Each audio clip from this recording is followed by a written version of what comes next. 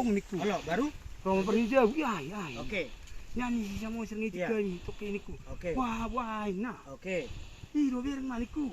Saya sudah mendapat secara resmi kuasa dari keluarga, yaitu dari Ibu Erna Susantia, istri dari korban. Yang pertama yang perlu saya jelaskan, keluarga kenapa harus mencari pengacara, karena sudah ada bisik isu-isu yang didapat keluarga bahwasanya pasal yang dikenakan terhadap korban ini adalah pasal 338, yaitu hanya pasal sekedar pembunuhan. Nah, sementara mengikuti proses yang disampaikan oleh pihak keluarga tadi, ada kaitannya ini unsurnya perencanaan 340. Nah, harapan keluarga memang kenapa mengambil pengacara untuk bisa membantu mereka membuktikan ini adalah unsurnya 340. Yang pertama Bang, mungkin perlu saya sampaikan kepada kawan-kawan media bahwasanya kenapa ini harus menjadi unsur perencanaan. Kita melihat olah TKP hari ini sesuai yang dijelaskan oleh saksi dan beberapa bukti-bukti yang kita lihat dengan keadaan darah yang tercecer itu sangat kuat, memang kita duga bahwasanya ini adalah perencanaan. Yang pertama Bang, saya jelaskan dari tempat TKP kejadian pembunuhan tersebut, ternyata yang isu yang kita dengar berbatasan dengan ladang si pelaku, antara ladang si korban itu tidak ada berbatasan lahan di antara mereka.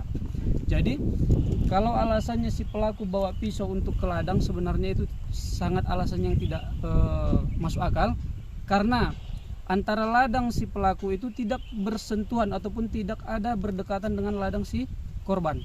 Terus yang kedua, antara rumah si pelaku dengan ladang itu adalah satu arah yang sama. Satu arah yang sama. Saya jelaskan, kalau dia bawa pisau itu hanya untuk ke ladang dia tidak di sini gitu. Berarti dia sudah rencanakan dan dia sudah ketahui bahwasanya si korban akan datang ke ladang ini, sehingga dia bawa itu barang dari rumah. Dan dia gunakan itu adalah pisau belati, pisau dapur. Nah, efektifnya untuk melakukan pembunuhan itu ya pisau, bukan parang. Nah, kalau dia beralasan untuk ke ladang, sudah pasti dia bawa parang. Nah, itu dugaan kuat kami. Ya, yang pertama dikaitkan dengan motif bahwasanya mereka punya masalah. Terdahulu mereka punya masalah yang seperti disampaikan tadi. Nanti coba dibantu juga kawan-kawan media untuk digali ini kepada kelurahan lah, karena kami dapat informasi dulu pernah didamaikan. Jadi tolong dikonfirmasi nanti terkait mereka bagaimana kemarin penyelesaiannya. Apakah tidak selesai, maka sehingga ada dendam sampai hari ini.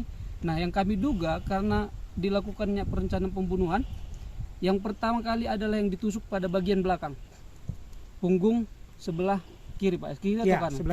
Sebelah kiri. Punggung itu ditusuk dari belakang, dan kami sangat kuat menduga ini dilakukan dari belakang. Tak mungkin orang menusuk dari depan, tapi yang tertusuk bagian punggung belakang. Berarti secara diam-diam dia datang menggunakan pisau belati, dia tusuk dari belakang. Nah, berarti sudah ada unsur perencanaannya dengan lokasi luka titik pertama kali. Nah, karena itu keterangan dari saksi pada saat kita cek tadi di lokasi, saksi hanya melihat terakhir kali dia tusuk bagian dada 2 kali. Bagian dada 2 kali, setelah itu saksi buang pisau. Setelah saksi buang pisau, saksi mengatakan bahwasanya si pelaku tidak lagi mencari pisau tersebut. Nah, berarti tusukan yang 2 kali di dada itu adalah tusukan terakhir. Tidak ada tusukan selain itu. Nah, mengurut dari kejadian yang pertama saya sebut, bahwasanya sekitar 20 meter dari kejadian tergeletaknya mayat, ternyata di sini sudah berceceran darah. Nah, itulah mungkin dugaan kami bahwasanya tusukan pertama itu dari belakang di lokasi yang saat ini kita berdiri. Nah, larilah beliau sampai ke 20 meter tempat kejadian, disitulah disaksikan 2 kali tusukan di bagian dada. Jadi saya rasa karena sudah ada riak-riak ini akan dijadikan pasal 338, nah kami akan coba membongkar bahwasanya ini adalah pasal 340 dengan runutan kronologi yang kita buat versi dari keluarga. Mungkin itu saja Bang dari pihak keluarga, sekaligus saya selaku kuasa hukumnya. Kiranya bermohon juga kepada Bapak Kapolres lah untuk memberikan atensinya kepada Satreskrim Polres Dairi, kiranya untuk lebih efektif dan lebih transparan dalam penegakan hukum terkait korban.